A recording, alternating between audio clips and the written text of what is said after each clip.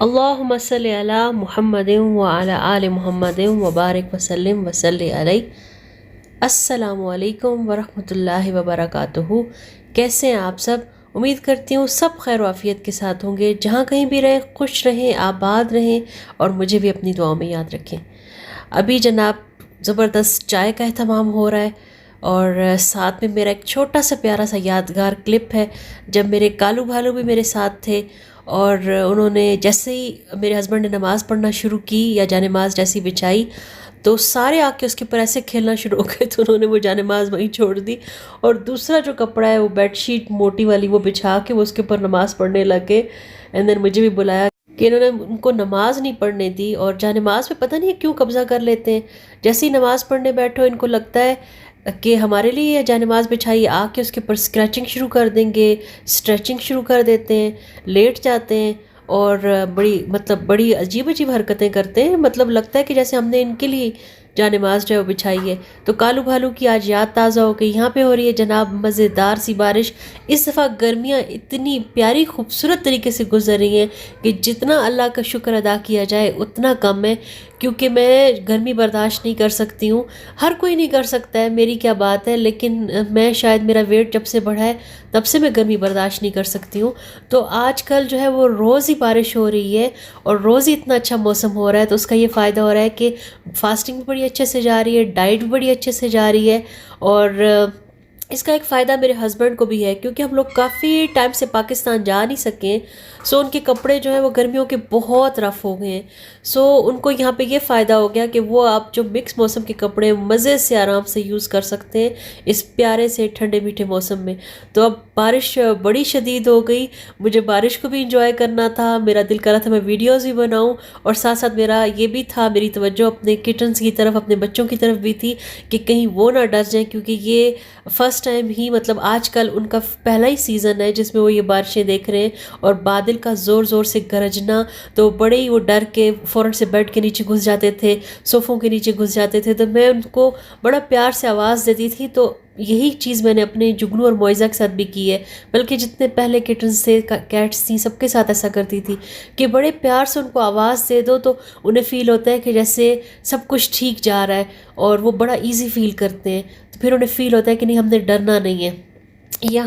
آپ گیس کریں یہ کیا ہے؟ جناب یہ انڈا نہیں ہے، بوائل ایگ نہیں تھا، اب تو سارے لوگ جان گئے ہوں گے یہ کیا ہے۔ بہت ہی خوشبودار، بہت ہی پیارا پھل، اللہ تعالیٰ کی جس نعمت کا شکر ادا کریں اتنا کم ہے، اور کتنی خوبصورت تخلیق کی ہے اس کی، ہر ایک تخلیق پہ حیران ہوتے ہیں۔ باہر شل کتنا سخت ہے اینڈ اندر سے فروٹ جو ہے وہ کتنا سافٹ ہے، ماشاءاللہ ماشاءاللہ۔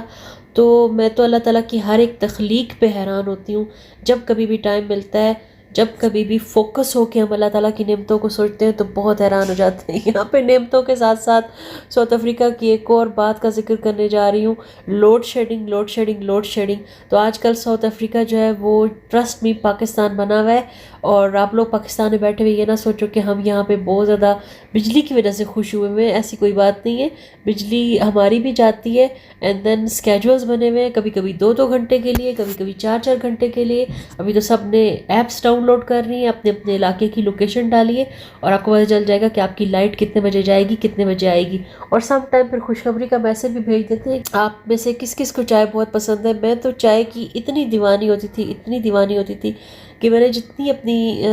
بی ایس کی اسٹڈیز جو ہیں، اور اس کے بیچلرز کی، اس کے بعد میں نے اپنی جو ایم ایس کی اسٹڈیز کی ہیں، تو ٹرسٹ می چائے کے بغیر تو میں کچھ بھی نہیں تھی۔ اور میں اپنی اسائنمنٹس بنانی ہوتی تھی، کچھ بھی کرنا ہوتا تھا، تو میں چائے کے بڑے بڑے کپ بنا کے، میرا بھائی ہنس کے کہتا تھا کہ ٹانگ ٹانگ جتنے کپ بنا کے تو یہ چائے پیتی ہے، اور اس کی چائے کی عادت کیسے ختم ہوگی۔ بڑی خوبصورت ٹائم تھا، امی بھی ہنستی ہوتی تھیں، ابو بھی مسکراتے تھے، گھر میں کوئی بھی شوقین نہیں تھا، تو جتنا کچھ ہوتا تھا، دودھ جب کبھی بچتا تھا، نیا فریش آنے والا ہوتا تھا، تو میں پرانے جو دودھ کی ڈھیر ڈھیر چائے بنا بنا کے، اور مجھے امی کہتی تھی آپ ہی اب ختم کرو، کہ کیونکہ کسی کو گھر میں چائے کا بھی اتنا شوق نہیں تھا، اور شام کو جو ہے وہ دودھ کا کپ لیتے تھے سارے بہن بھائی، تو زیادہ تر میں ہی ختم کر رہی ہوتی تھی، اور میں صحیح اسٹرانگ والی، اور اس کو بھی میرے گھر میں سب ہنستے تھے کہ ٹرکوں والی چائے پیتی ہے فہمیدہ۔ اور جس رات مجھے اسائنمنٹس تیار کرنی ہوتی تھیں، مجھے زیادہ پڑھائی کرنی ہوتی تھی، اور یا ایگزامز ہوتے تھے، اور مجھے پتہ تھا کہ ابھی سب جو ہے وہ عشاء کی نماز کے بعد سو رہے ہیں، سونے کی تیاری کر، تو میں اس وقت کیا کرتی تھی کہ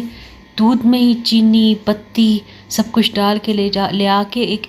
ہوتا تھا اسٹیل اور سلور کے جو ہمارے میاں والی سے ملتے ہوتے تھے، وہ جس میں برف بھی جماتے ہوتے تھے، اس کو کیا بولیں، اس کو کپ نہیں کہہ سکتے، مگا بھی نہیں کہہ سکتے، لیکن وہ گلاس ہوتی تھی یا کیا، تو اس میں میں اس کو ڈال کے لے آتی تھی اور آ کے میں اپنے ہیٹر کے اوپر رکھ دیتی تھی، ساتھ بیٹھ کے پڑھتی رہتی تھی جانماز پہ. اور بیڈ پہ اس لیے نہیں بیٹھتی تھی کہ مجھے نیند نہ آ جائے، اور جانماز سے بیٹھ کے پڑھتی تھی. جو میرا ٹارگیٹ ہوتا تھا کہ آج کی رات میں نے اتنا پڑھنا ہے، مجھے اتنا ختم کرنا ہے، اور ساتھ ساتھ جب میرا دل کرتا تھا کہ اب مجھے چائے کی طلب ہے، تبھی میں اس مگا جو گلاس یا جو کچھ بھی تھا،